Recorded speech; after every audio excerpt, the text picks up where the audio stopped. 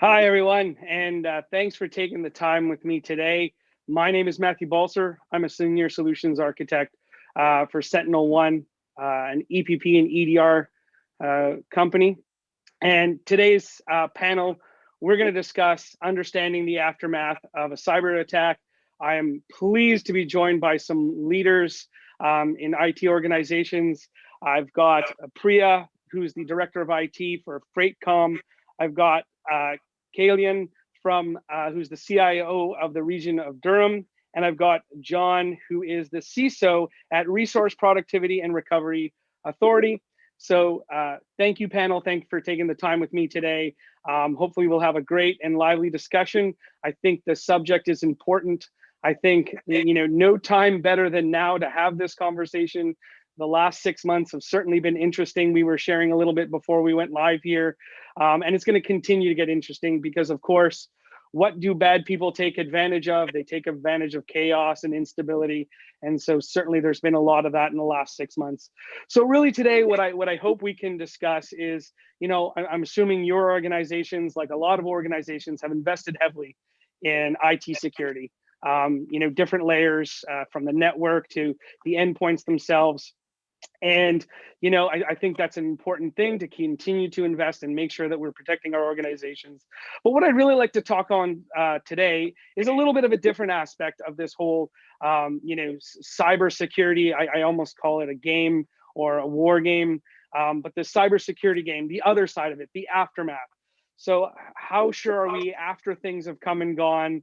How sure are we that our recovery went the way we wanted it to? How sure are we that the crown jewels, the most, valuable resources in our organization have been protected and haven't been breached. So that's really what I hope we can discuss today is, from you guys, from the leaders' perspective in your organizations, what sort of visibility and understanding you have of that part of it. So I'll start with, and it's not going to be a softball question to start, but I'll start with, do you guys sleep at night? How confident are you guys that the investments you have made in cybersecurity solutions will stand up when you guys are targeted and attacked? I'll start out. Go ahead, John. Thanks. So the question of do we sleep at night? I think anybody that's in a leadership role in IT never sleeps. There is always a concern.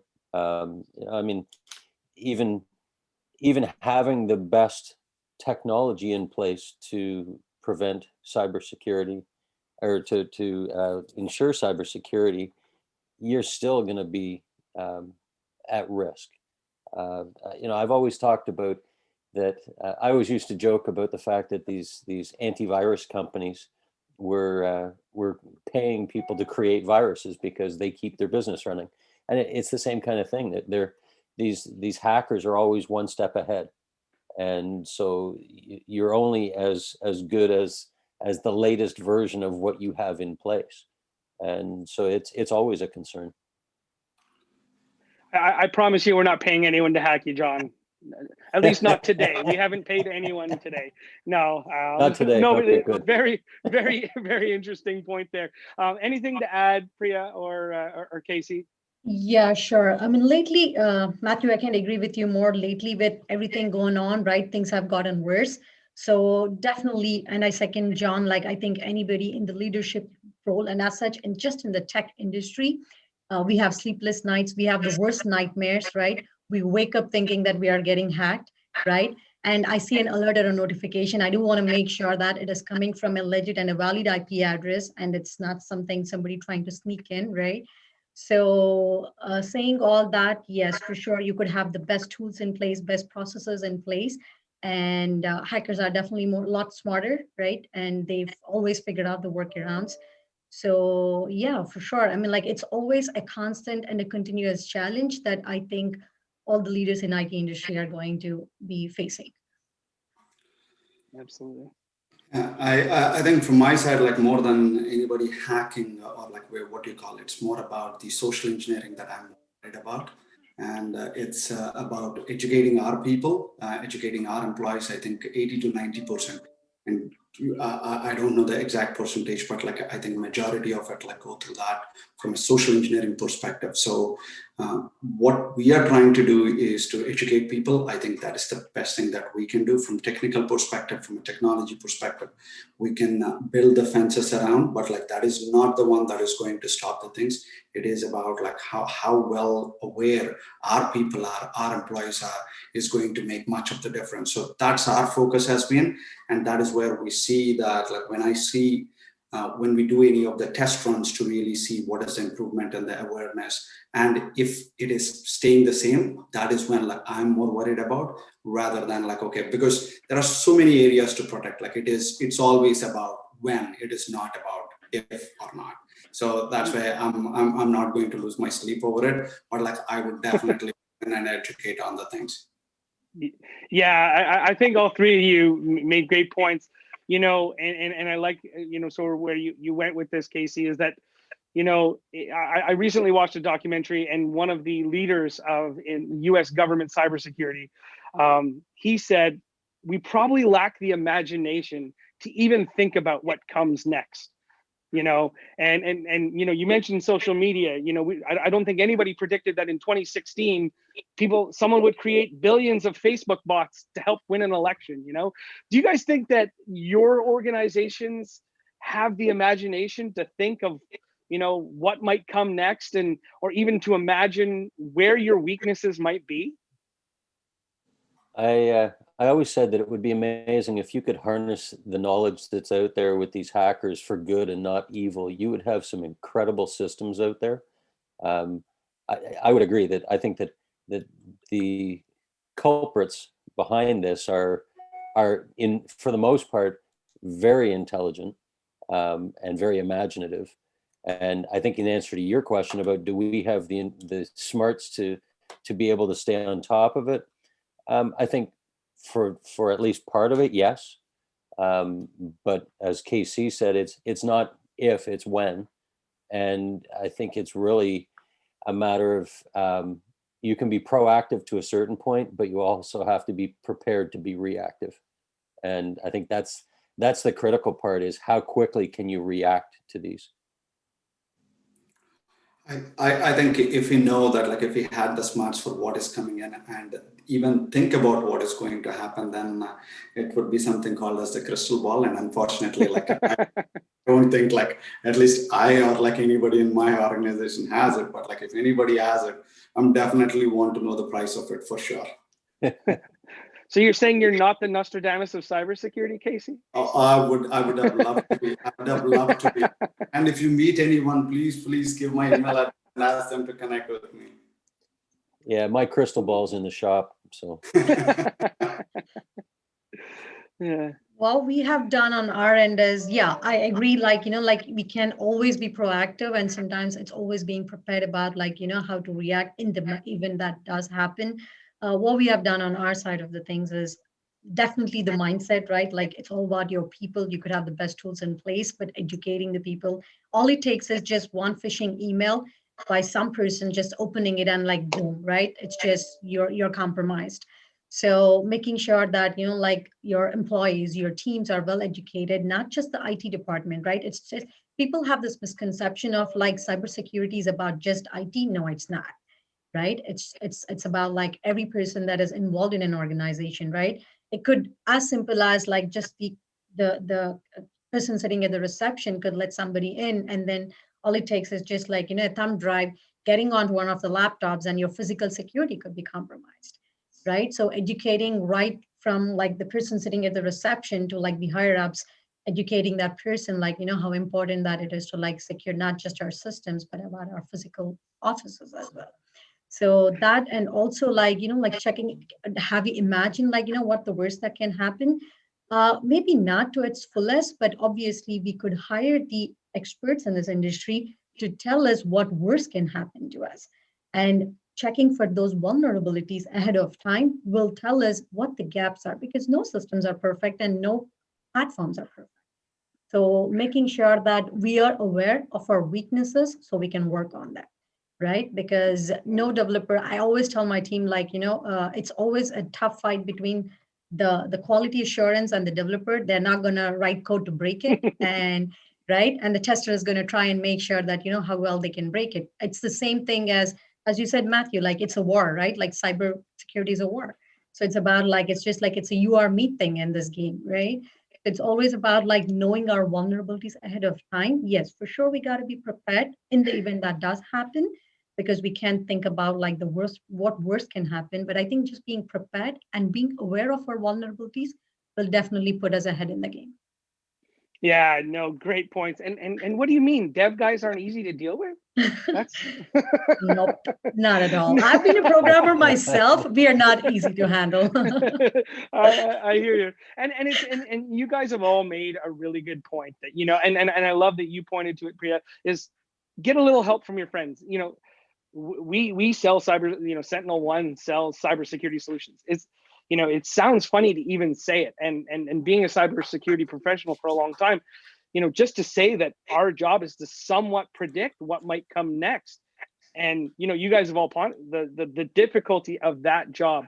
So, I do think it's a lot of, don't ever be afraid to ask for help. That's the one thing I found throughout my career is, people don't want to talk about when they were attacked. People don't want to talk about what happened, how it happened. And I think, unfortunately, those things are important. Nobody wants to, and especially when it's publicly traded companies and things like that, nobody wants to come out of the gate and say, hey, by the way, we were shut down for 3 days. But, sometimes there's lessons learned. And it actually brings me to the next point, because, Casey, you mentioned it, it's just about when, right? So that being the mindset, I think it points to how do we recover when something does happen? Assuming that even the security solutions we've invested in worked, do you guys have a set in stone, documented incident response plans in your organizations when you have been hit or breached to some extent? We have the advantage of having an emergency management team in our organization, which responds to emergencies like especially the Durham having 2 nuclear power plants. We have an emergency whole response that like a demo team, what they call it as. So where we took a leap out of their book and like we put in a cyber incident, any of the cyber incident as a part of emergency management. So what that gives us is a total framework on how we respond. Because while responding to this, as much as there is a focus on the recovery piece, there is a lot in the internal and external communication piece, because there are various aspects on it, right? Like one is from an infrastructure or from a technology perspective. The second is from the data perspective. Then once when it is happening, when the team is focusing on this, there should be a communication that is being done from an internal and an external perspective, because internally there are a lot of people, a lot of my stakeholders don't understand technology, nor I don't want them to understand technology, because that should be transparent to them. So I need to tell them in a simple language, this is what has happened, this is what we are doing, and then the next question comes in when it will be fixed, when the recovery will happen. So we need to be able to continuously communicate, because like they are in that situation because they have some external clients. So we need to be ready with communication and non-technical communication. This is where we are developing a whole soft skills part of it in the technology piece, which people thought that like it is no longer needed. Technical people don't need soft skills. It's like in the wrong myth that like we are going into. So we are developing internally, how do we message this? There are templated messagings that like we are going in and say, hey, this is what has happened. This is what we are doing. And this is the update that we'll get. And this is all gratefully thanks to my emergency management team, who have mastered this art and like they have gone into with these templates for any emergency. So it is like cybersecurity is no different than any other security breach that it is going in.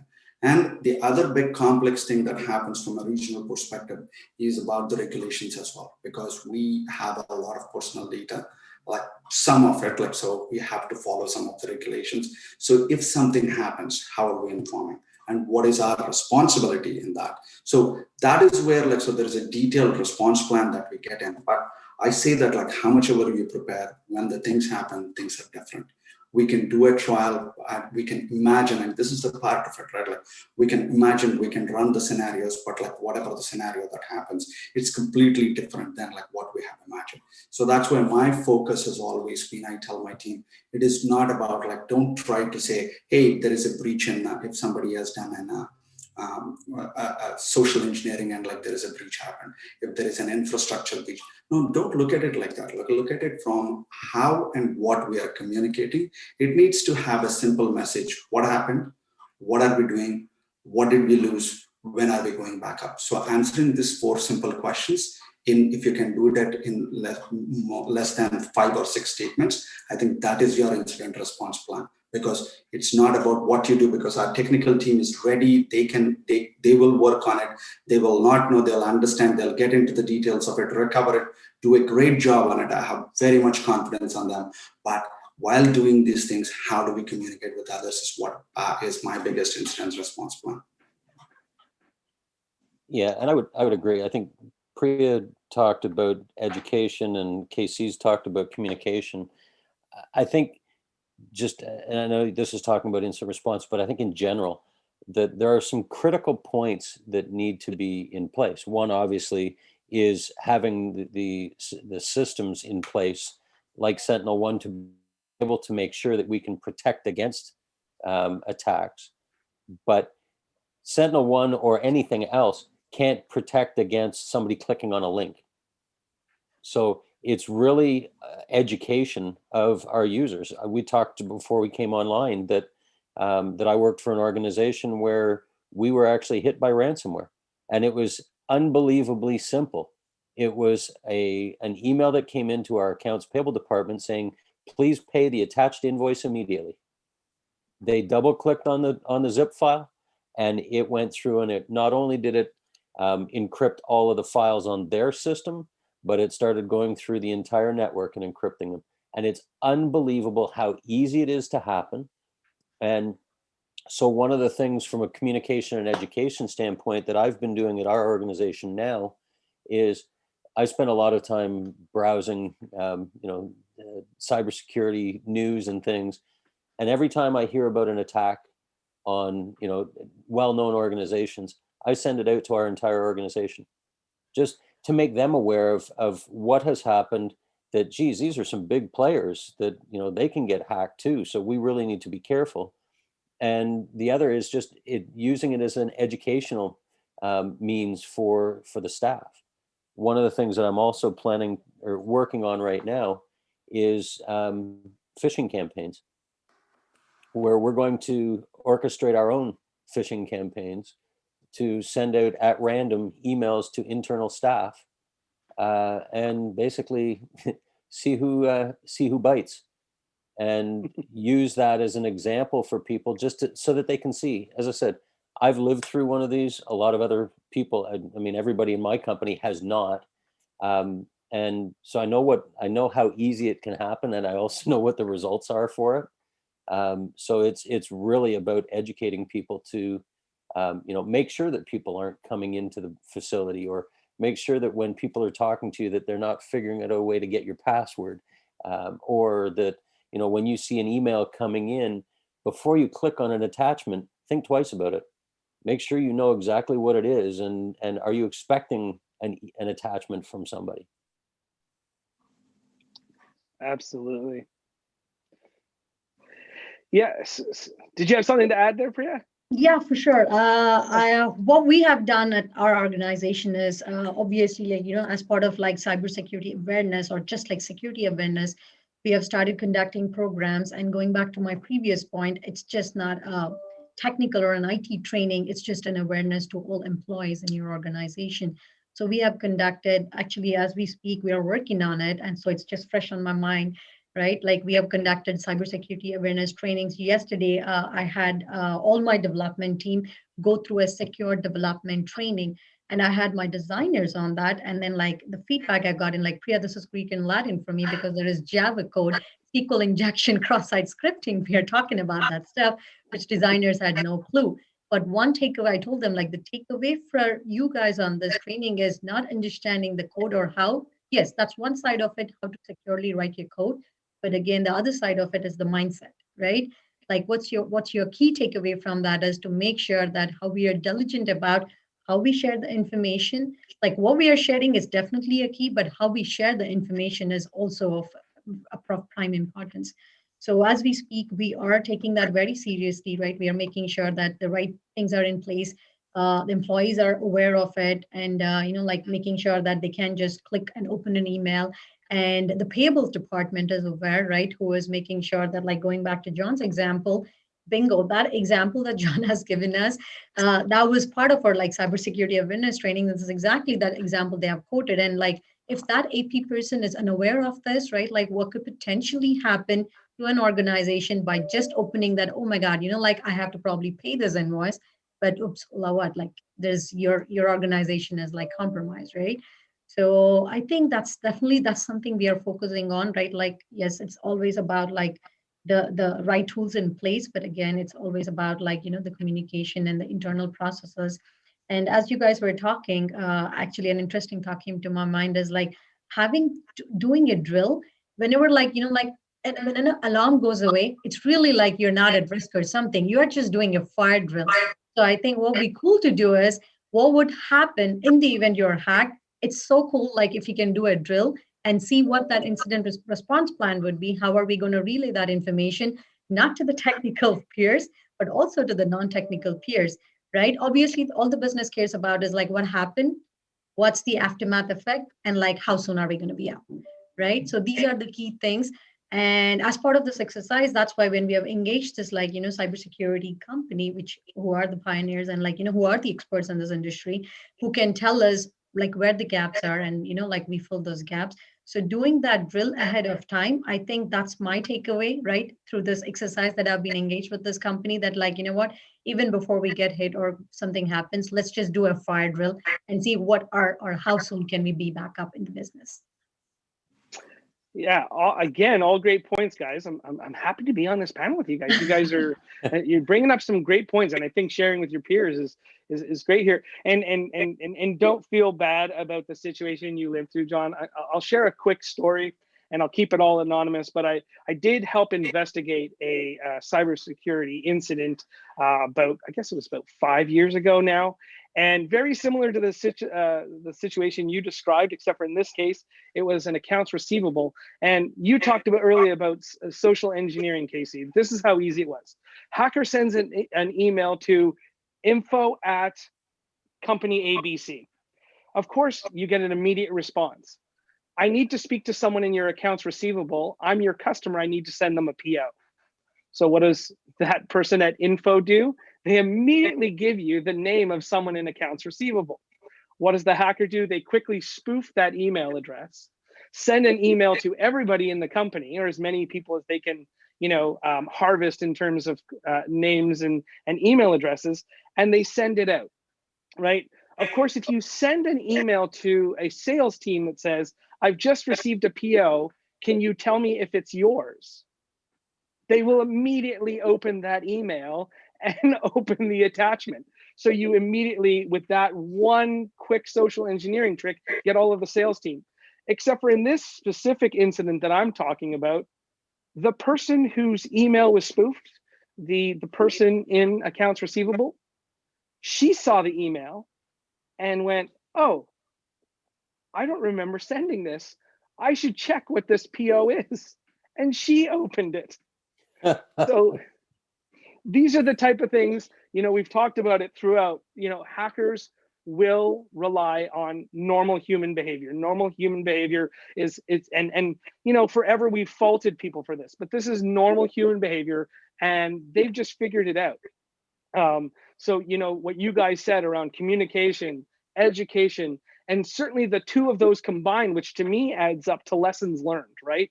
If I communicate an incident, yes, if I'm educating people, then they will see that communication that I send out as part of my incident response plan, and they'll take it as a lesson learned. And I like to, and then add it into what you said you were doing, John, sending people incidents from time to time. Hey, did you see what happened at this organization? Those little things will eventually settle in, and so I wonder, you guys seems like you have some plans, you have some things that, and in your case, Casey, it sounds like you have, it's like an sort of overbearing organization that helps you with incident response. Are you guys pretty confident that you guys, and you guys talked about testing.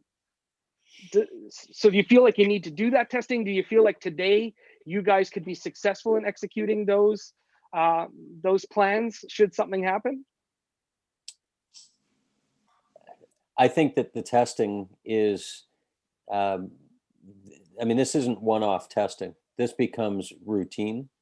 It becomes part of doing your daily job, that you need to make sure. And we talked earlier that, these hackers are always one step ahead. So this isn't a one and done thing. This is a continuous, you could call it a continuous improvement process, that you're continually improving your cybersecurity approach. And as part of that, you have to test it. You have to make sure that it's one thing to build it, but if you don't test it, you don't know if it's going to work.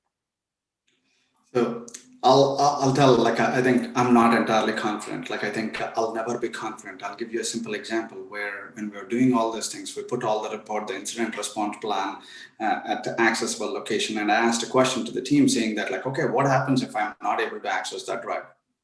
So, and we had no answer. Like, how do we create that kind of a backup to a backup to a backup to really say, because we don't know where we are going to be. So it's about like having that, like, once again, as I said, right, like, as much as I want the awareness to be on, it's easy to say, okay, it is non-IT people who need to be aware, but like, it is more about, like, we need to inculcate in ourselves, like, we need to really come in from an IT team perspective to understand, like, this is not rocket science, guys. Like, this is definitely an incident response plan. Like, it is very much like where we have gone through. It happens. What do you do when you are faced in a situation where, like, you call 911, you do this, like, these are the simple things of that we need to follow, where my team needs to be there. Because, like, another question that I had is, they had this long plan of this, and then said, like, okay, this is the responsibility metrics, and like, you had four or five people. And I said, like, what happens if that person is on vacation at that point of time? And like, oh, we have a backup. Okay, what happens if that person is not there? What happens at the time of it? So it is about, like, I feel like, for me, I feel like it is about me taking the responsibility, because at the end of the day, wherever it is, the buck stops with me from a technology perspective. And I taking the responsibility to say, I know what I need to do. I know what I need to communicate. It is keeping it simple, however the complex the situation, however the complex the attack has been. And I hope that, like, I don't go through it. I don't want that kind of an experience ever in my life. But if that comes in, it's about making it simpler, keeping it simple, and say, hey, this is what, like, I want to make it non-technical, and I'll communicate to this set of stakeholders. I'll keep it technical to this set of stakeholders, and like, go through it. I think having that simplicity and having that kind of overarching plan of, like, methodology of where we'll go in is very important. And the details are always like, there in the plan, but I'm going with an assumption that, like, I won't even have access to that plan. So how can I educate my team to be really taking that roles, whoever is there, because I don't know who will be there. And it might even happen that, like, I'm the person who is not there. So who will be taking that lead? So that's why I said, like, these are all the incident plans. The biggest problem of incident plans is we write them. When we test them, we test the best case scenario. I want to test it with the worst case scenario. There is one help desk person who got it. They had the email, or like the one at like 11:30 in the night, where he or she is not able to reach out to anybody. What will happen? If I can pass that test, I think my incident response plan is solid. If not, I think I'll never be able to say, yes, I'm confident about it. I would agree with what KC said. When at one of the organizations I worked at, when we built our disaster recovery plan, I told my staff, assume that it is that you've pulled somebody off of the street and given them documentation and said, here, go build this server for us.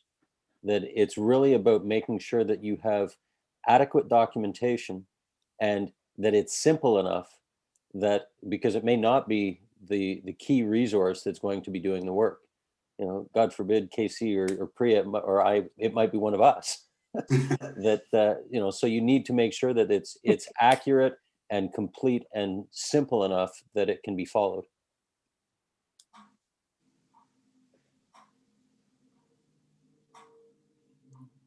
Absolutely.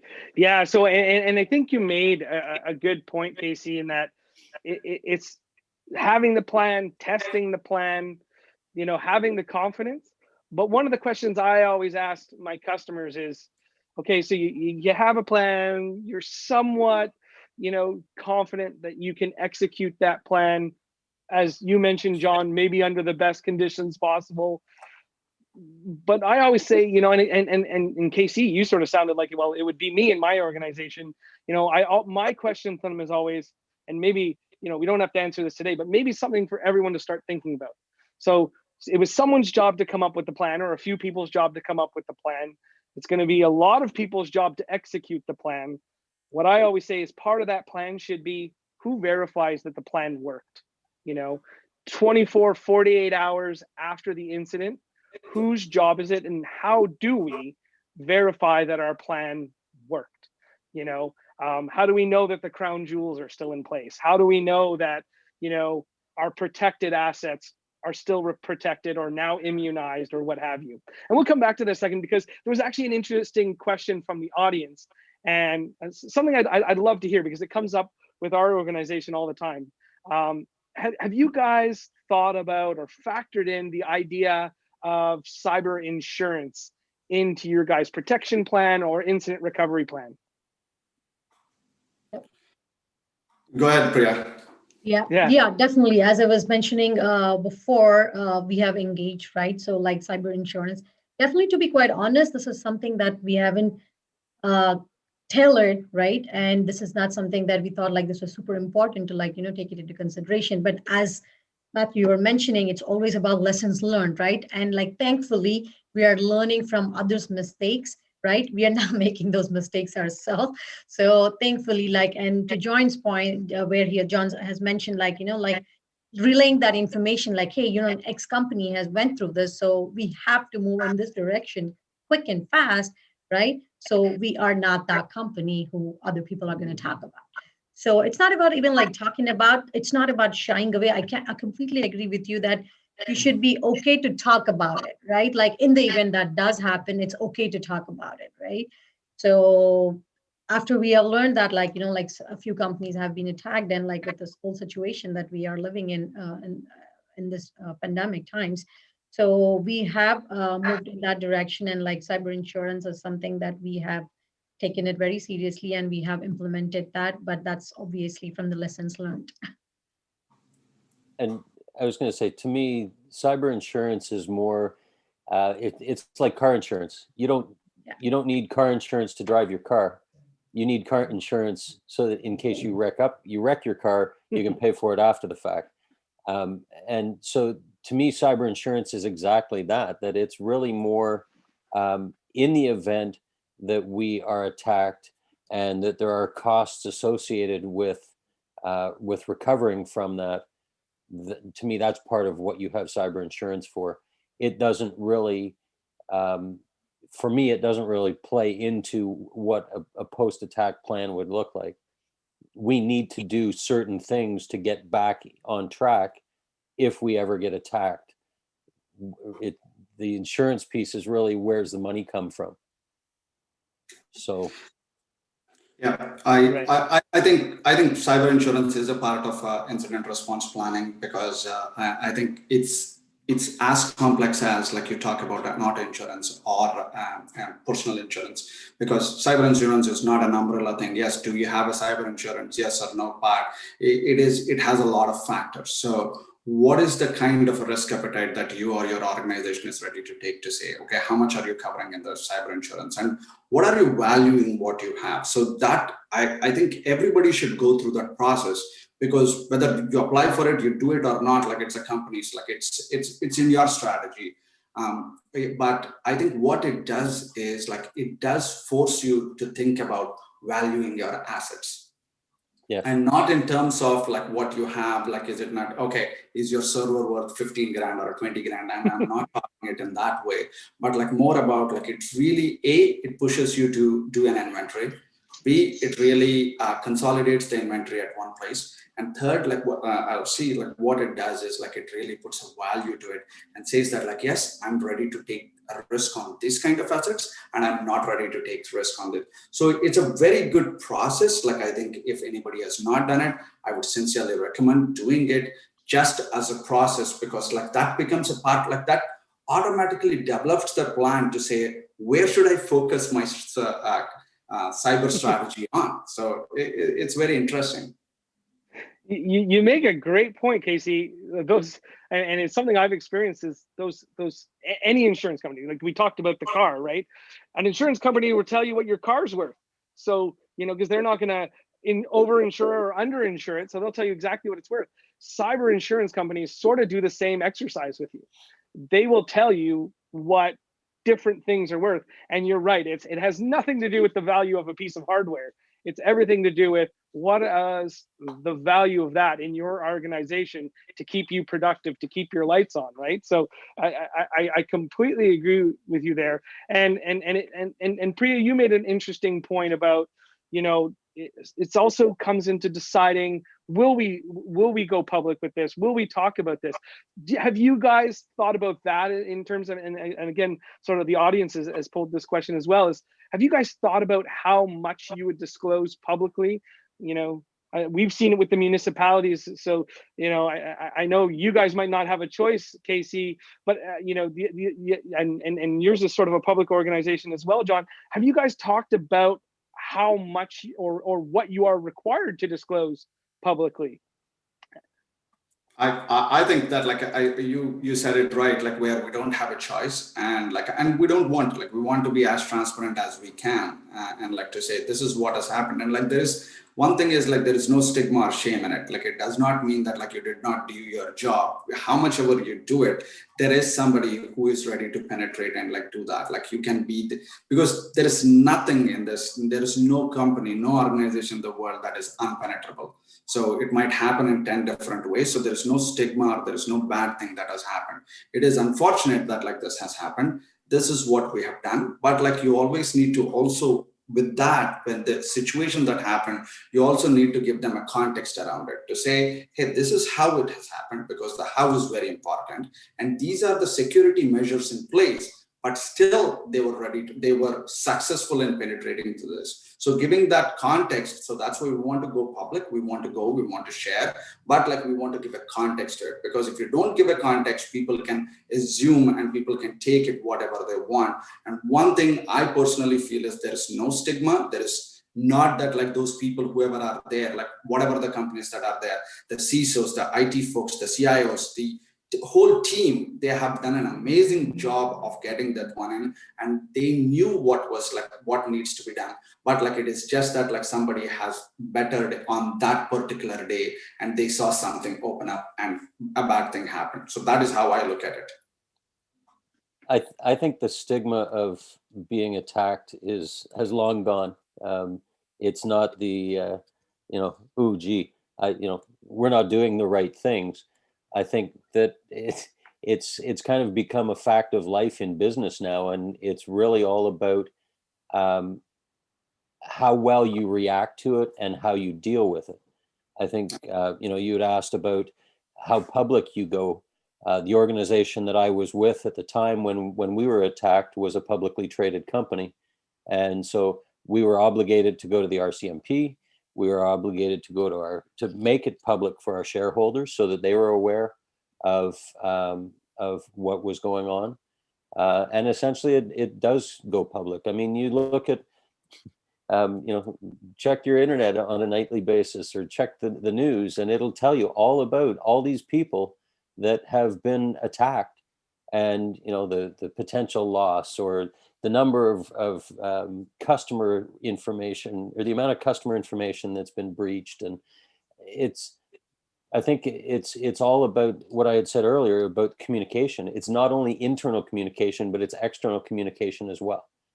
That if I'm working with an organization, let's say it's a credit card company, and they don't inform me that they've been attacked, I'm going to be a lot more annoyed, and I'll be a lot quicker to switch credit card companies than I would if they came out and sent me a notification right away saying, we've uncovered that your card may have been breached. Please go and change your password. Right? To me, it becomes a selling feature that they're now showing their level of sophistication on being able to handle these types of breaches. Because I think Casey and Priya have both said it's not if you get attacked, it's when you get attacked. And so businesses nowadays need to be prepared and need to be under the assumption that they are going to get an attack. And it's just about how well do they react to it. I agree with 100% John and Casey both. I think there's no stigma or shying away on that. It's just being honest with your customers and being upfront and relaying that information, and how well we communicate that information with the context, right? And letting them know like that, obviously we have done our due diligence and making sure that, the systems and the customer's data is protected. But in the event a breach does happen, I think it's just communicating that information way upfront to make sure that the necessary actions can be handled and taken care of, because eventually it's going to come up. Yeah, absolutely. I've seen too many organizations try and hide the fact that they were attacked. Eventually it comes to light, right? And Yeah. I think you made a great point, John. And if an organization is honest with me, I mean, I live in a different world, right? I've been doing cybersecurity for a really long time. So I expect, places that I'm a customer of and things like that. I've seen it happen to my family. I've seen it happen to places, where I'm a customer. So I know it happens to just about everybody at this point, so I think we've all said it, have to get rid of that stigma. And accept when an organization comes to you and says, hey, we were hit. Here's all the great things we did to try and maintain a service for you, Mr. or Mrs. Customer. And I think there should be no longer a shame. And in fact, we will get to lessons learned quicker if we all share.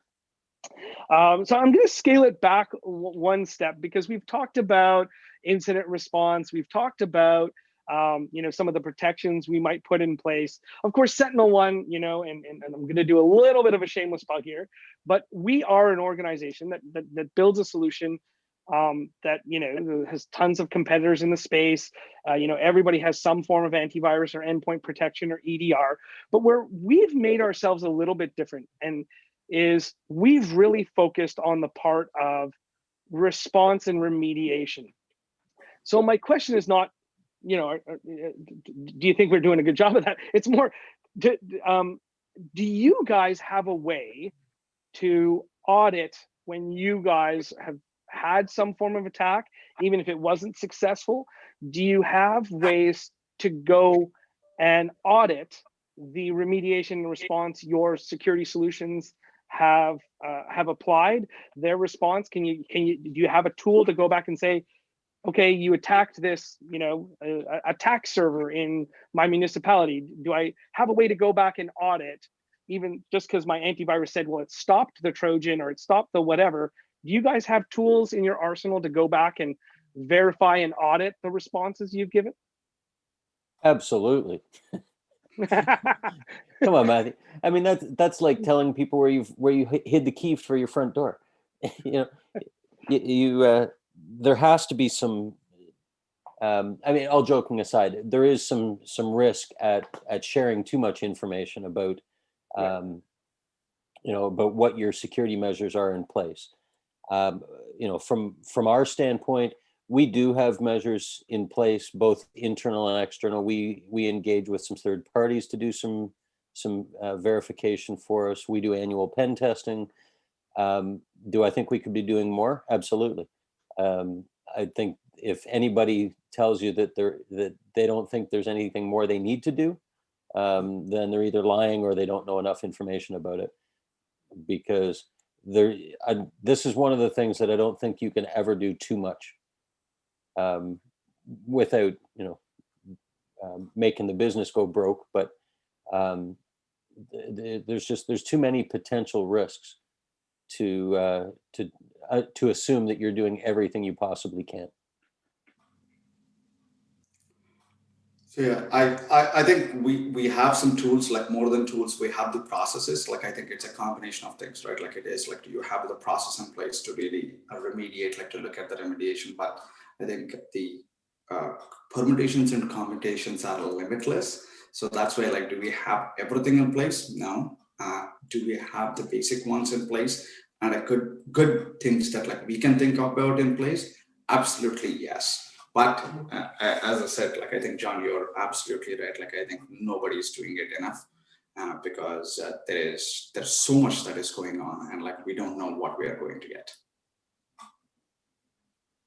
There could be really like somebody sitting there and spying on you, just waiting for that one day or one moment to just sneak in, because they sit there for like days, right? We could be running like our annual pen testing, and then the next day something could happen. So like you could have all the tools in the world, all the processes in the world, right? And I go back to the people again. All it takes is just one person to like, make that breach happen. Mm-hmm. So do we have like the 100%? I don't think, like anybody can say like we are 100% in that area. Yeah, no, and I've said this before to anyone who would listen. Security is not 100%. I used to laugh when, there were these third-party testing organizations that would test firewalls or antivirus, and 80% of the solutions would come back with a 100% protect rating. And so then I'd say, well, then you haven't hired the right people to test. Because you guys have all just said, you're well aware that in spite of, buying what I assume you think are the best solutions out there in each of your layers, you still know that there could be something else that might get past. And it brings me to, I remember, I guess it was about 4 or 5 years ago, Gartner came out with their 4 pillars of security. And the one that puzzled everyone was this one in the top left that said predict. And it was, you have to have fulfilled that top left, quadrant in order to have the cycle of cybersecurity. And I remember being in this industry, everybody kept saying, like, Matt, who is making solutions that predict the next attack? And I said, well, I think you've taken it the wrong way. They used the word predict, but to me, it's about resilience, because we get often very focused on response and remediation, and we forget that what we're really trying to accomplish is bringing our organizations back to a cyber resilience. And that has 2 parts. Response and remediation is absolutely part of it. Having these incident response plans that we know what to do when something happens. How well we can execute that, sounds like we're all going to be doing a lot more testing of it. But I think there's that part, that immunization. How can I take the lessons learned and apply them to plug the gap, or to immunize this same repeated action from occurring time and time again? Do you guys have that either, and I think this is the one where it really is, to Priya's point multiple times, it really is about having a tool that maybe gives you some visibility into some of what's happened, and then applying a people layer on top of it, analysts and people who can help you look at that visibility and say, this is what we need to do better so this doesn't happen again. And it could be, education, or it could be securing systems better.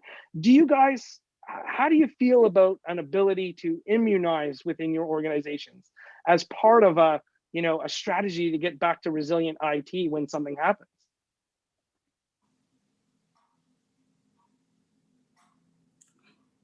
I'll take it. Okay.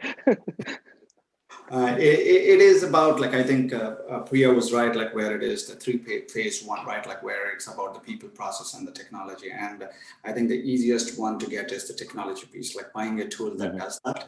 It's the easiest part. Like that is not like we're focusing on. There are a lot of tools, and like no tool is a good tool and no tool is a bad tool, because like it depends upon what exactly are you trying to do. Once again, like I get confused when people think about security as one single thing. Like it is of security? Is it, are your servers secure? Or like, no, like there is a lot of components. There are a lot of gates that are you're guarding, that like it is there, and like it is different aspects of security that you need to look at. So what we feel like, what in our thing, where what we are doing is like we are looking at like different aspects and saying that like, okay, every year we look at these aspects, we look at it from a broader perspective, but like we need to strengthen, like there is a breadth part of security and there's a depth part of security. So like when we go in, like we go into the depth in some of the places, and then like we go into the breadth every year to really make sure that like everything is all right. Then skill set, like upgrading our skill set for our people is of primary importance, because if our people know it, like it is, the power is not in the tool, the power is in the people. So that's where like we focus really on upgrading the skill set of our people, and like making sure that like they're understanding what is happening, what are the changes that are happening in the environment, and like what are the new things that are coming in. Like that is where when you talk about the predict, it is about like knowing what is coming in, and like so that like you're ready. Okay, this is the next thing that is coming in. So how are you getting ready? So we are focusing on our skill set. The tools have always been there. There are a lot of great tools. Like I would not like to mention any one is better than the other. There are different tools for different purposes. So we are having those tools. And more than all these things, like as I said, like once again, like I cannot stress enough to say, as much as it is from our processes, like and people in our team, it is about our extended team, our business team, where like we need to take them to really say, hey, help us to help you, kind of. So that is the communication piece that comes in, the awareness and communication. So those are the three things. That is how I see it. Like, how can I get immunization resiliency part to say, this is not like if something happens, don't panic. It happens. Things have happened, but how can we make it better next time? What are the lessons learned? As well as looking at it and say, how do we prove to our internal team to say this won't happen again? Maybe a different thing might happen, but this won't happen again, because that is the reality of it, right? Like that is the reality of it, like that I need to convey. So how do we convey? How do you make everybody in the organization aware, as well as keep our skill sets and processes up to date? Then these tools come in and go, like where like one tool might be better than the other. These tools come in and go. That is not the one that we want to focus on. Not that like we don't want to buy the tools, but like that is just one simple aspect. That is the easiest aspect of it. We would like to focus on the communication. We would like to focus on awareness. We would like to focus on the skill set. So that is where our immunization plan goes into. I would also add, from an immunization standpoint, that I think Priya talked about earlier with education and so on, and KC just touched on it too, that it's, you learn from, I'll call it, you learn from the events. And, you know, KC was talking about, you know, that making sure that it doesn't happen again.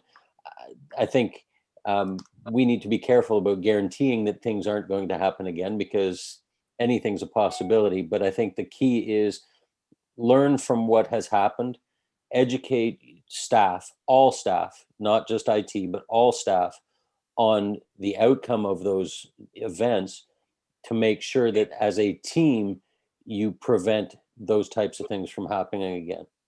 And I think going with that helps you to kind of build things. It may mean modifying processes. It may mean additional education. It may mean new tools.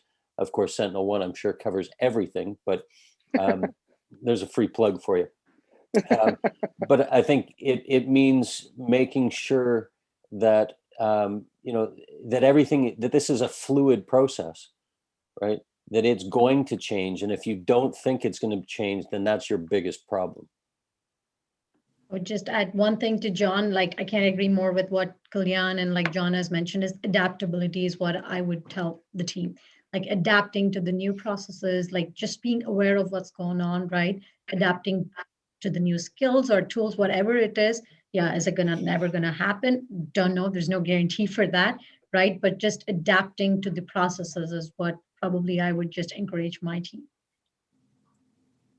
Yeah, I mean, I got the answer I expected from smart people, and that is be prepared and, you know, be ready to adapt. I think that's, you know, whether it's hoping that the people will take the education you're giving them, hope that, you know, you're able to have resources to put in place the ways to secure systems and make sure that everybody is willing to be adaptable. Because if we keep our blinders on them, it just happens time and time again. And I always use the Game of Thrones reference when it comes to this: is I can keep reinforcing the wall, but no one plans for the dragon to show up, right? So it's, if we don't adapt, we'll never be ready for the dragon to show up. And so I do appreciate the shameless plug there, John, but I'm not looking for one here. But I have one last question for all of you, which is, I'm going to give you two things that you'll probably never get in your line of work. I'm going to give you infinite budget, and I'm going to give you infinite resources. Can you guys each name one thing that you would love to add to your security bat belt, or your security, whether it's a tool, a resource, anything? You can add one thing right now to your security posture. What would that be? Retirement home in Fiji. I did say infinite budget, so. I wish if we can change people's mindset with the budget, I would love to take that. Right. I think I don't want it. Then it is too much of a pressure on that. Like to say, I don't have anything to blame to, so I don't want either one. But if I really had one, it is about it's continuous training. If I can put something into people's mindset to really say that this is where it is. We are all in this together, and be aware and be cautious.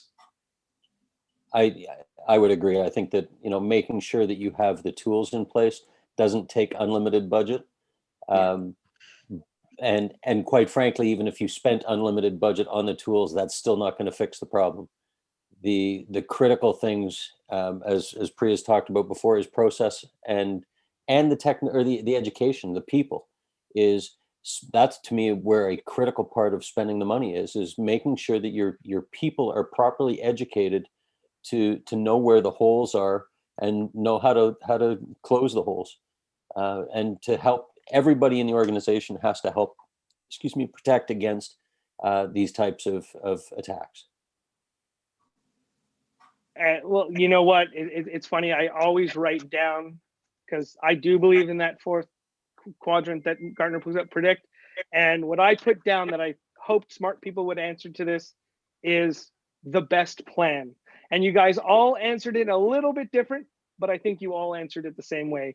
I think if any, CISO, director of IT, CIO of an organization is given unlimited anything, the investment should go to a plan, and a plan will include tools, a plan will include people, a plan will include a communication path, a plan will include the ways to audit and verify.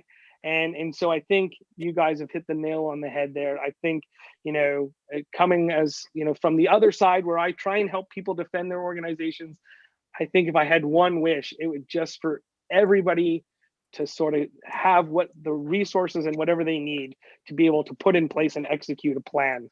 And so that when that plan fails, well, then you can use the other part of the plan, which is to execute incident response, recovery, and everything else. So we're right up on the time here. I don't know if there was any other questions to come in from the audience, but I'll take the last minute here to just once again thank the panel here today. Kalyan, Priya, John, you've been excellent. I think your peers will greatly appreciate some of the things you've shared, and I greatly appreciate what you've shared. So thank you guys very much for participating today, and good luck out there. It's a wild, wild world. So wish everyone the best to finish out this crazy year and keep their organizations protected. Thanks for everyone for their time today. Thank you, Matthew. Thanks. Thanks, John, and thanks, Casey.